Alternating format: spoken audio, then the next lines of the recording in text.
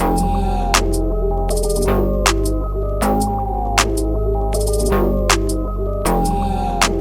לפני ריצה של 6 קילומטר בקצב של 5.5 עד 5.40 כמו שבוע שעבר, מתחילים שבוע רביעי, שבוע האחרון, ואנחנו נראה לכם כמה קטעים מהריצה וגם נתראה איתכם אחרי הריצה. אז אנחנו נתראה אחרי הריצה וגם נראה לכם קטעים מהריצה.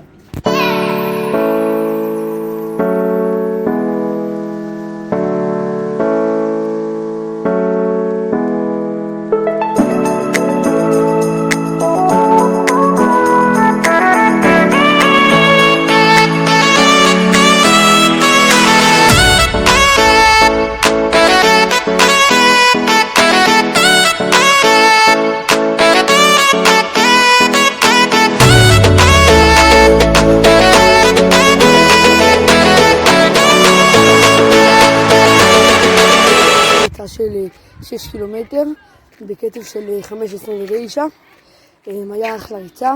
עכשיו קצת בקילומטר האחרון תפס אותנו גשם, אבל לא נורא. אז אנחנו נתראה ביום שלישי עם ריצה אחת הקשוחות של אינטרוולים. אז אנחנו נתראה. תשכחו לתת לייק, להירשם לערוץ, אם אתם רוצים לעקוב אחרי הסרטונים שלי. כמובן אני אעלה עוד אימונים וגם זה, אבל שבוע האחרון של התוכנית ועוד אתגרים, אבל תפעילו את הפעמון. אנחנו נתראה ביום שלישי עם הריצה הבאה. יאללה ביי.